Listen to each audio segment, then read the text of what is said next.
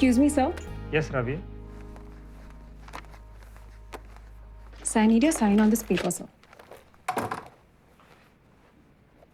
राबिया, आज के मेरे सारे अपॉइंटमेंट्स कैंसिल कर दो. I need to go somewhere urgently. लेकिन साहब आज 2 बजे आपकी एक ज़रूरी मीटिंग है. मिस्टर मूर्ति भी आ रहे हैं दिल्ली से. Your presence is important, sir. Rabia, don't worry about the meeting. Aditi will take care of it. Just let him know, okay? Okay, sir.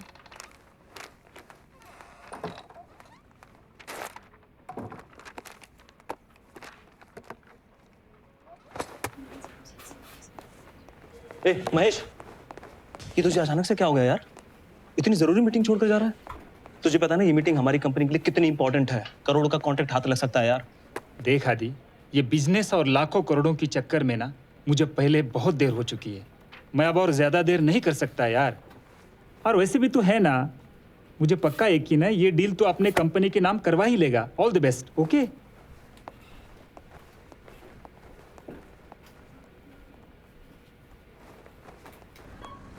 Good morning sir. Morning.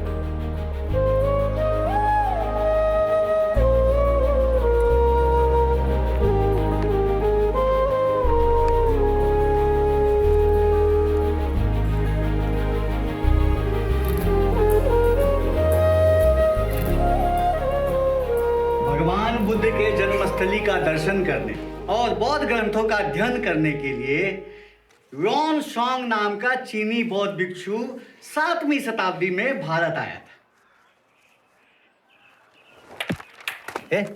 क्या कर रहा है? मैं यहाँ जरूरी पाठ पढ़ा रहा हूँ. तू नीचे देखे क्या कर रहा है? उठ खड़ा हो, खड़ा हो. चल बाहर, बाहर निकल कर मुर्गा बन जा. मैं पढ़ा रहा हूँ, इनको मस्ती सूझी हुई है.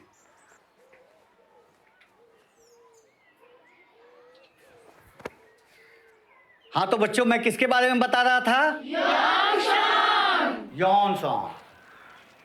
तो युआन सांग ने भारत में आकर विश्व प्रसिद्ध नालंदा विश्वविद्यालय में 5 साल तक अध्ययन और अध्यापन का कार्य किया.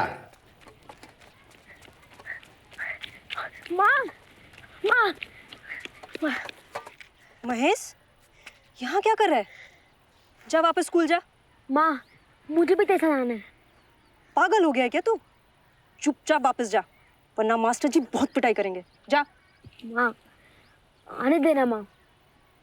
ठीक है, आना है ना तुझे? हाँ. मैं भी नहीं जाती. दोनों घर वापस जाएंगे. ठीक?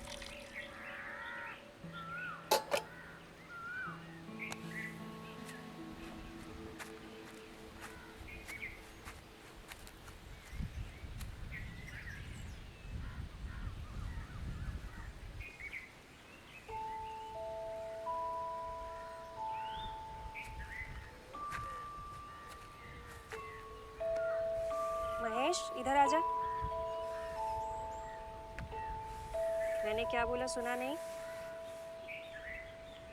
इधर आके शिव जी को प्रणाम कर बेटा।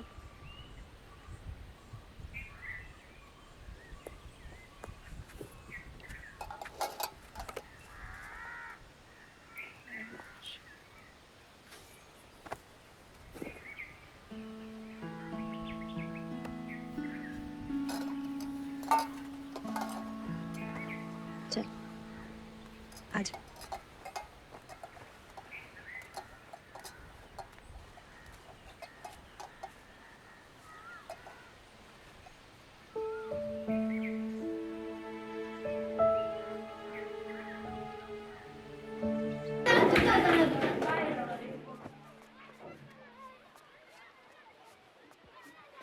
महेश, खड़ा हो।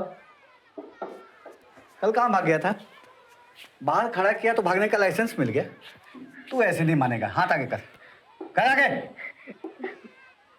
भागेगा दोबारा? भागेगा? नहीं भागेगा दोबारा? नहीं बोल। और भागेगा? भागेगा? भागेगा दोबारा? बोल।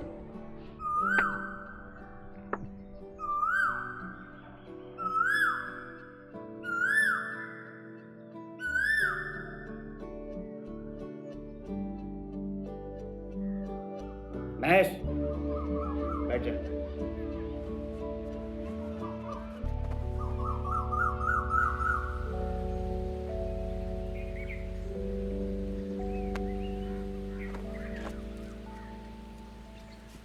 देख, कल तुझे मिलने का मास्टर जी ने कितना बड़ा प्रसाद दिया है, पर कोई बात नहीं, दोस्ती में इतना मार तो खा ही सकते हैं।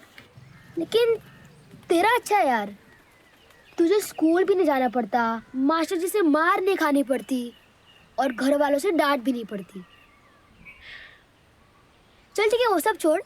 आज ना मैं तेरा चित्र बनाता हूँ, ठीक है?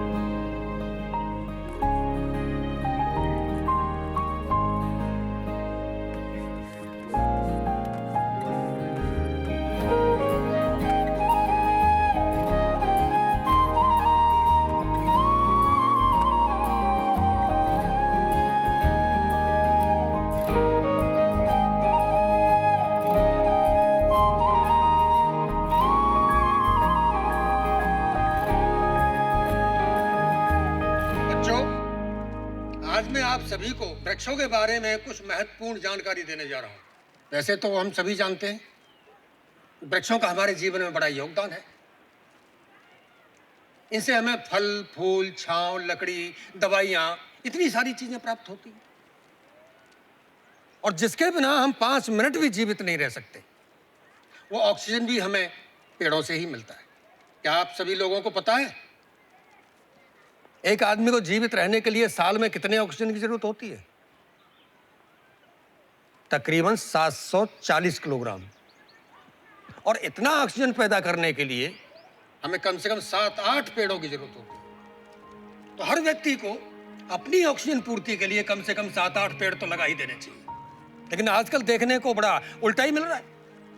पेड़ों की कटाई जा रही है, लगा नहीं रहे, काट रहे हैं उनको। और एक अंदाजे के अनुसार एक साल में तकरीबन 15 अरब पेड़ काट दिए जाते हैं। अगर इसी तरह अनवरत कटाई होती रही तो भविष्य में कितने विनाशकारी परिणामों का सामना करना पड़ेगा। तो बच्चों, मैं ये सब बातें तुम्हें इसीलिए बता रहा हूं कि तुम अभी से इस समस्या को समझो और ज्यादा से ज्यादा पेड़ लगाकर अपने आप की और इस सुंदर धरती की सुरक्षा करने की कोशिश करो। बस मेरा आपसे इतना ही आह्वान है। ए महेश, बता इसमें क्या है? मुझे क्या बताओ? अभी देख, ये ले,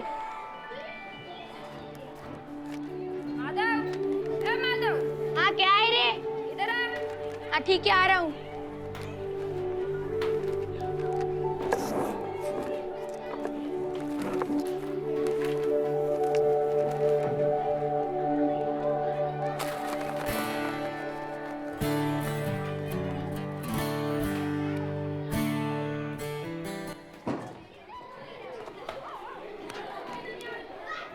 मेरा पंछी कहाँ गया? मेरा पंछी? महेश, मेरा पंछी कहाँ है? मुझे क्या बता। पिंजरा तो तेरे ही सामने था ना। महेश जल्दी बोल, नहीं तो तुझे बहुत मारूंगा। महेश जल्दी बोल, पिंजरा तो तेरे ही सामने था ना। पर मुझे नहीं पता। तुम्हें मेरा कहाँ गया पंछी? महेश जल्दी बोल, कहाँ है मेरा पंछी? मुझे नहीं पता। क्या लगाओ है? मस्ती सूझी हुई है, मस्ती सूझी हुई है। क्या मस्ती करने आता है? चल निकल बाहर, खड़ा हो जा। चल बाहर। और तुझे तो न मार का फायदा है न बाहर निकाल के। चल तेरा इलाज तो हेडमास्टर से करवाना पड़ेगा। चल चल भाग।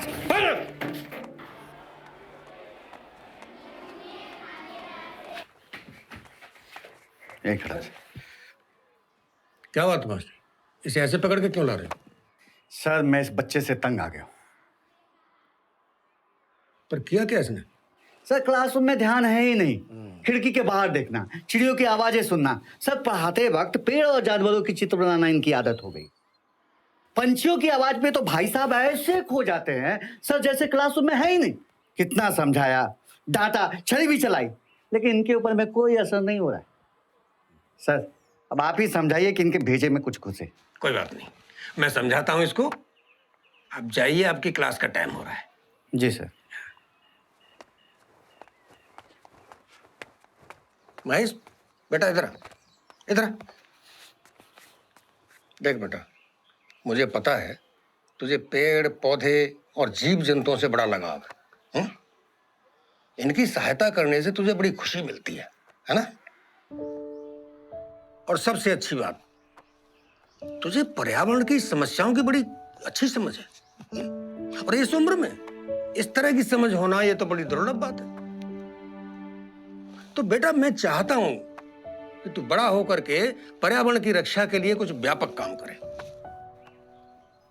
पर महेश, इसके लिए पहले तुझे खुद कुछ बनने की जरूरत है, तभी ये कुछ संभव हो पाएगा। वैसे तू बड़ा होनहार बच्चा है, बस थोड़ी सी पढ़ाई पर ध्यान देने की जरूरत है। मैं क्या कह रहा हूं, समझ रहा है ना? हाँ सर, मैं आज से बहुत पढ़ाई करूंगा और कुछ बनकर इस पर्यावरण की रक्षा के लिए बड़ा काम करूंगा। शाबाश बेटा शाबाश, मेरा आशीर्वाद हमेशा तेरे साथ रहेगा। अब जा क्लास में पढ़ाई कर, जा। शाबाश।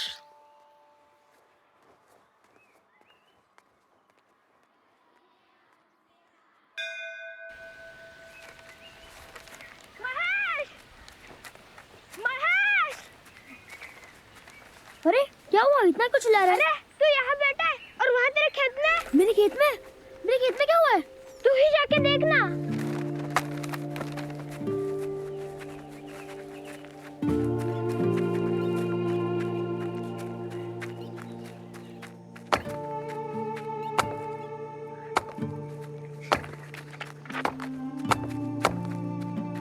इस पेड़ को क्यों काट रहे हो? इससे क्या बिगड़ा है तुम्हारा? अब यही पेड़ नहीं, यहाँ के सभी पेड़ काटने वाले हैं। तुझे क्या करना है? नहीं, ये सभी पेड़ हमारे हैं। मैं नहीं काटने दूंगा इन्हें। तुम्हारे थे, अब नहीं। अब ये जमीन, ये पेड़, सब कुछ हमारा है। तो खड़े खड़े मुंह क्या देख रहे हो? हटाओ उसको और शुरू करो अपना काम। ये ऐसे नहीं मानेगा, उठा के दूर फेंको उसको।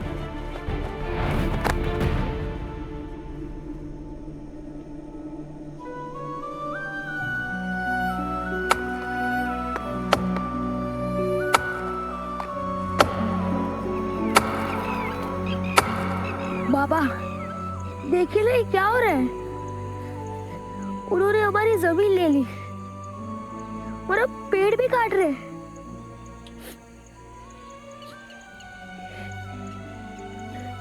बाबा आप यहाँ होते तो ये सब नहीं होता।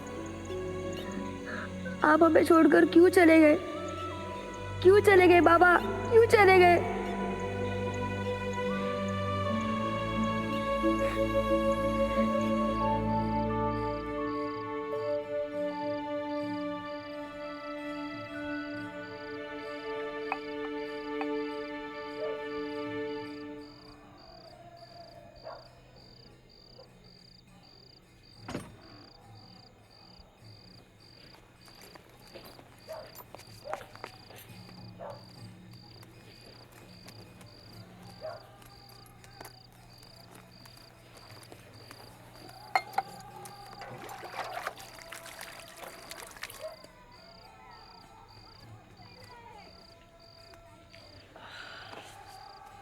दादा, भाभी और बच्चे कैसे हैं? सब मजे में। बस बच्चे महेश को बहुत याद करते हैं। कहाँ है वो, दिखाई नहीं दे रहा। लो, आ गया।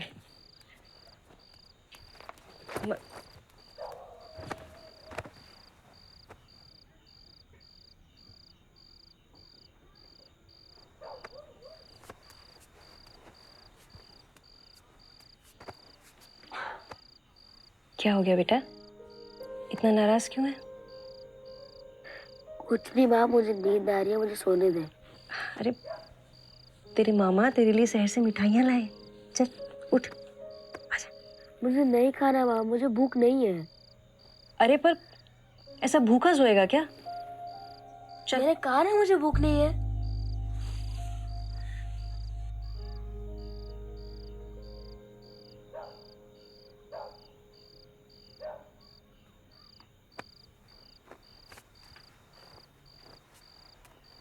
वो क्या गया इसे? क्या पता, कोई मरा हुआ पंछी देखा होगा या किसी को पेड़ काटते हुए देखा होगा।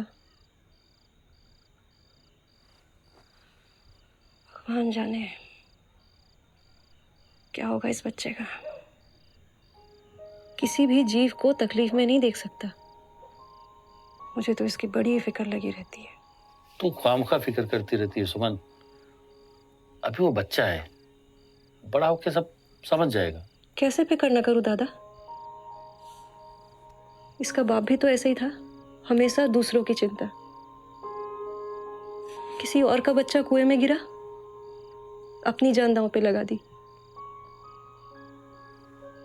उस दिन पूरा गांव था कुएं पर, किसी ने हिम्मत नहीं दिखाई।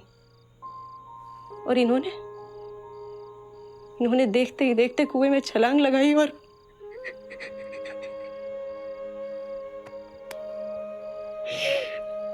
हमेशा के लिए उनसे दूर चले गए। अब उनके बारे में सोचकर आंसू बहाने का कोई मतलब नहीं है सुमन। हमें महेश के भविष्य के बारे में सोचना होगा।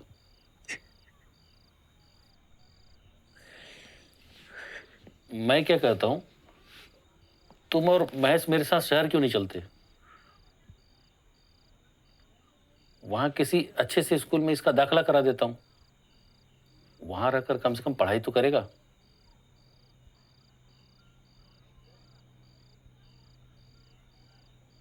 लेकिन दादा वो... लेकिन वकील कुछ नहीं, अब तुझे चलना ही पड़ेगा।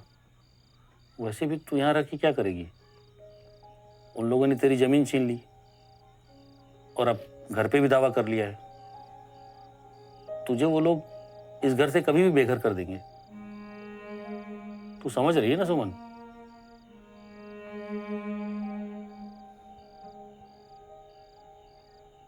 ठीक है दादा, जैसा आप ठीक समझो।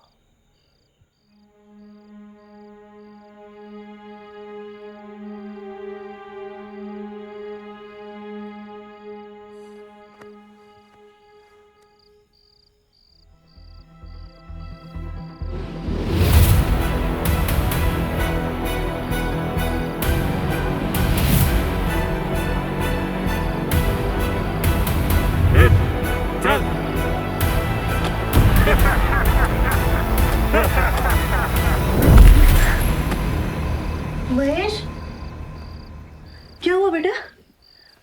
हाँ? कोई बुरा सपना देखा? हाँ माँ, बहुत बुरा।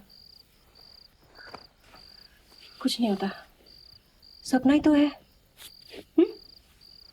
तू सो जा और सो जा। माँ, लोग जैसे दूसरे पेड़ को काटते हैं वैसे वो पीपल के पेड़ को भी काट देंगे? नहीं, कभी नहीं। उस पेड़ की छांव में शिवलिंग है ना, तो उसे काटने की हिम्मत कभी नहीं करेंगे। सच्ची माँ? सच्ची। मैं तुझसे झूठ क्यों बोलूंगी? चल अब सो जा, सुबह जल्दी उठना है ना।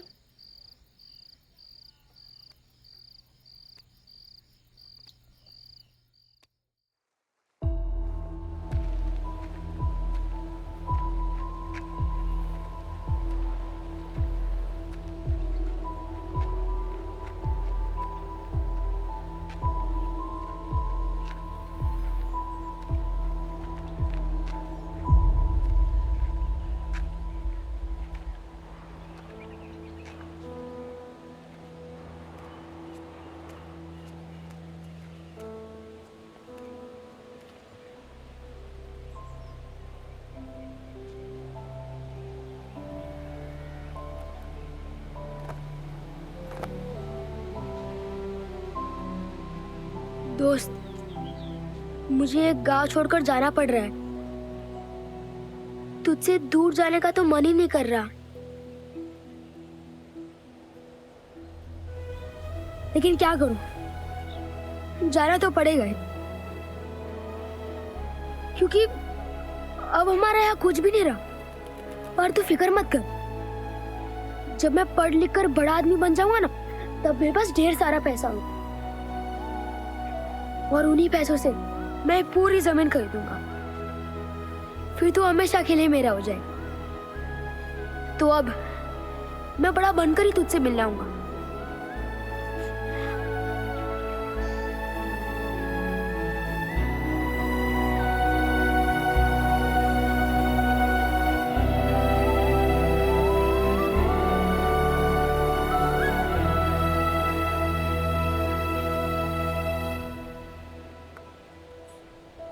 हे भगवान, मेरे शहर से लौटने तक मेरी दोस्त की रक्षा करना।